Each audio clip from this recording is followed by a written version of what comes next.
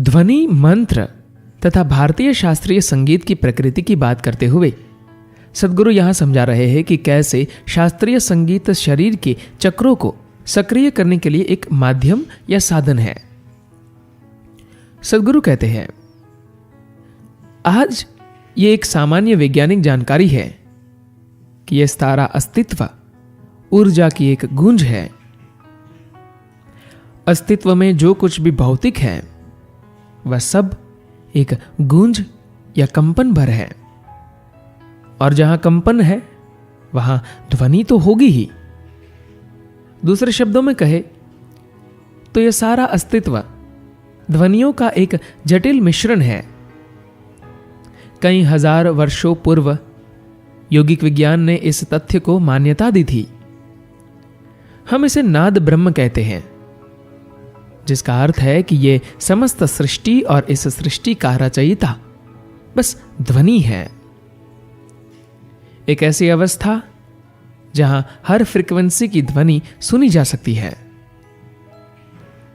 अगर सब कुछ ध्वनि है तो मुझे यह सुनाई क्यों नहीं पड़ता? इसका कारण यह है कि सृष्टि की गूंज की ध्वनियों की संपूर्ण श्रृंखला आमतौर पर मनुष्य के कानों के लिए उपलब्ध नहीं होती।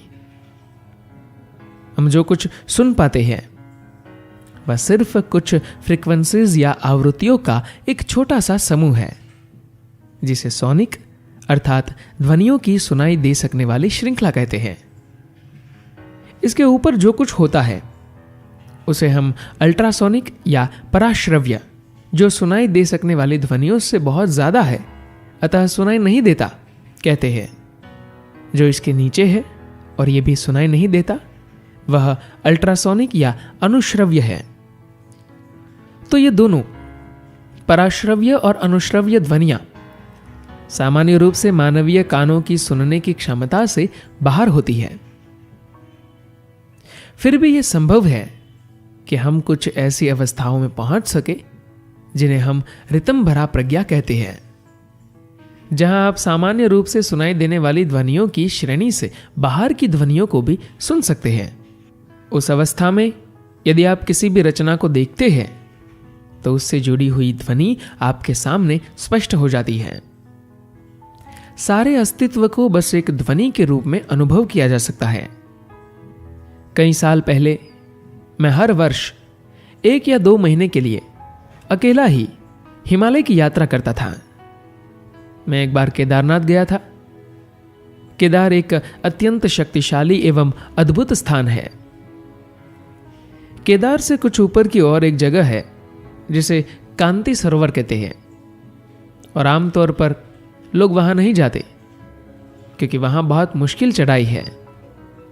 मैं कांति सरोवर तक गया और वहां एक चट्टान पर बैठा। नाद ब्रह्म विश्व स्वरूपा, नाद ही सकल जीव रूपा, नाद ही कर्म, नाद ही धर्म, नाद ही बंधन, नाद ही मुक्ति, नाद ही शंकर, नाद ही शक्ति, नादम नादम सर्वम नादम, नादम नादम नादम नादम। अर्थात ध्वनि ही ब्रह्म है, ब्रह्मांड का प्रकट स्वरूप है। ध्वनि अपने आप को सभी प्रकार के जीवन के रूप में प्रकट करती है।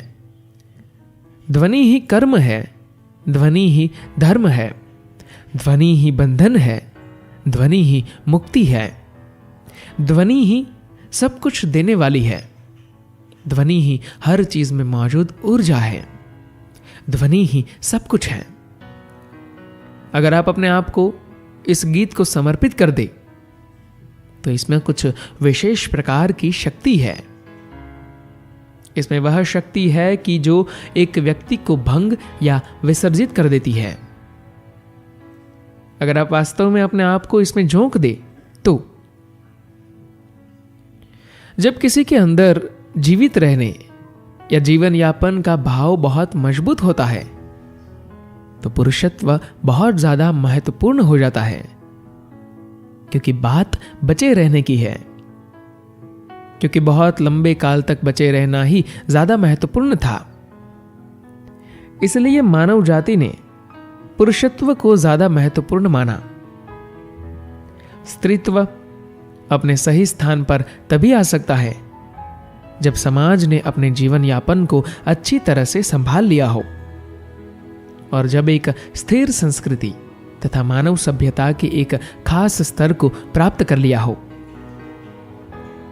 अगर आप ध्वनियों को एक खास पैटर्न या ढांचे में रखें तो उनका एक खास प्रभाव पड़ता है।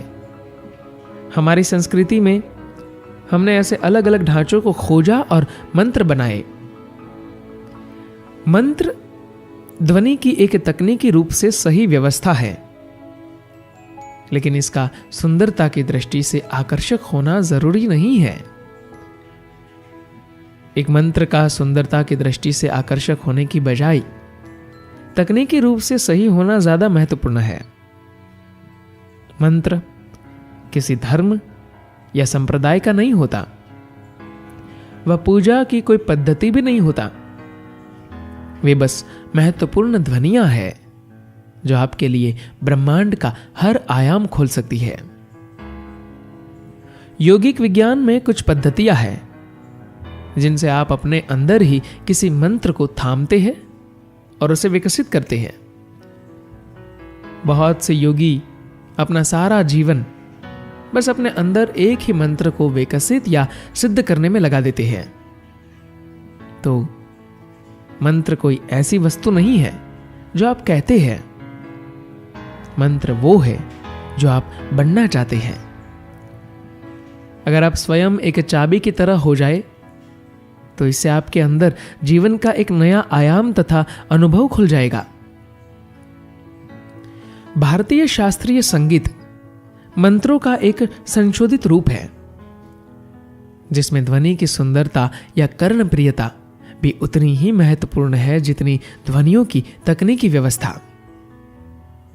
संगीत ध्वनियों की एक ज्यादा सुधारी हुई, लयबद्ध और समरस व्यवस्था है। अगर आप इसे सुन पाए तो आप पाएंगे कि आपका सारा शरीर ही अद्भुत संगीतमय ध्वनियों से गुंजायमान हो रहा है। शिव के पास एक डमरू होता था क्योंकि यह जीवन की लय का प्रतीक है। किसी भी वस्तु में जो भी ध्वनि प्रकट होती है उसकी एक विशेष लय होती है। अगर हर ध्वनि में एक लय होती है तो निश्चित ही उस कंपन में, उस गूंज में भी एक लय होगी जिसमें से यह ध्वनि निकलती है। भारतीय शास्त्रीय संगीत मानव तंत्र या सिस्टम की गहरी समझ से पैदा हुआ है क्योंकि जीवन के सारे अनुभव मूल रूप से हमारे अंदर ही पैदा होते हैं। प्रकाश और अंधकार, ध्वनि एवं मौन, प्रसन्नता एवं दुख, ये सब हमारे अंदर ही होते हैं। हर एक मानवीय अनुभव अंदर ही होता है, कभी भी हमारे बाहर नहीं होता। अपने अनुभवों के आधार पर हम खुद हैं। इस वजह से हमने मानवीय शरीर के कुछ आयामों को पहचाना जो ध्वनि के प्रति संवेदनशील होते हैं। अगर आप जानते हैं कि ध्वनियों को उपयोग कैसे करें तो ध्वनियों की एक उपयुक्त व्यवस्था अद्भुत काम कर सकती है। योग में हम मानव शरीर को 5 कोशों या सतहों का बना हुआ देखते हैं। अन्नमय कोश, मनोमय कोश, प्राणमय कोश, विज्ञानमय कोश तथा आनंदमय कोश। प्राणमय कोश या ऊर्जा शरीर बहुत महत्वपूर्ण है। इसमें 72,000 नाड़ियां होती है जो ऊर्जा मार्ग है और जिनमें से होकर ऊर्जा सारे शरीर में बहती है। ये नाड़ियां मानवीय शारीरिक व्यवस्था में 114 स्थानों या केंद्रों या चक्रों पर एक दूसरे से मिलती है और फिर से बढ़ जाती है। इन 114 में से 2 केंद्र भौतिक शरीर से बाहर होते हैं तथा 112 शरीर के अंदर होते हैं, जिनमें से 4 अधिकांश रूप से निष्क्रिय होते हैं। तो शरीर में 108 सक्रिय ऊर्जा केंद्र रह जाते हैं। ये 108 स्थान शरीर के दाएं और बाएं भाग में समान रूप से बटे हैं, अर्थात दोनों तरफ 54 और ये ईड़ा एवं पिंगला कहलाते हैं। इसी आधार पर हमने संस्कृति की 54 ध्वनियां बनाई, प्रत्येक को एक पुरुष और एक स्त्री के रूप में। इन 108 ध्वनियों से परम संभावना तक पहुंचना नाद योग कहलाता है। भारतीय शास्त्रीय संगीत में गणितीय सूक्ष्मता और शुद्धता से यह देखा गया है कि कौन सी ध्वनियां इन 108 केंद्रों को सक्रिय कर सकती है, जिससे मनुष्य का स्वाभाविक उत्थान जागरूकता के ज्यादा ऊंचे स्तर की तरफ हो सके। भारतीय शास्त्रीय संगीत कभी भी सिर्फ मनोरंजन का माध्यम नहीं रहा है। यह एक मनुष्य को ब्रह्मांडीय स्तर तक विकसित करने की एक प्रणाली रहा है। इस संस्कृति में हम संगीत, नृत्य जो कुछ भी करते हैं वे सिर्फ मनोरंजन के लिए नहीं होते, वे आध्यात्मिक प्रक्रियाएं भी है। हमारे जीवन में मनोरंजन का दृष्टिकोण कभी नहीं था, सब कुछ जागरूकता के उच्च स्तर पर जाने की एक साधना ही था। जब कोई आवश्यक भागीदारी के साथ भारतीय संगीत सुनता है या कोई शास्त्रीय संगीत की प्रक्रिया में स्वयं पूर्ण रूप से भाग लेता है, तो उसे सिर्फ शरीर या भावनाओं के आनंद का ही लाभ नहीं मिलता, परंतु यह जीवन के मजबूर करने वाले चक्रों से बाहर आने का एक तरीका हो जाता है। इन 108 ध्वनियों को उपयोग करके मानवीय सिस्टम को सक्रिय करना तथा इसे इसकी उच्चतम संभावना तक उठाना नाद योग कहलाता है। भारतीय शास्त्रीय संगीत नाद योग की इस मूल प्रक्रिया का विकसित स्तर है। जब कोई आवश्यक भागीदारी के साथ भारतीय संगीत सुनता है या कोई शास्त्रीय संगीत की प्रक्रिया में स्वयं पूर्ण रूप से भाग लेता है, तो उसे सिर्फ शरीर या भावनाओं के आनंद का ही लाभ नहीं मिलता, परंतु ये जीवन के मजबूर करने वाले चक्रों से बाहर आने का एक तरीका हो जाता है। ये एक मार्ग बन जाता है जिसे आप जीवन की उन चक्रीय गतियों से ऊपर उठकर स्वतंत्रता एवं मुक्ति को प्राप्त करते हैं। संगीत के इस अद्भुत प्रकार को पोषित करने एवं जारी रखने के लिए श्रोताओं को तैयार करना भी एक महत्वपूर्ण भाग है।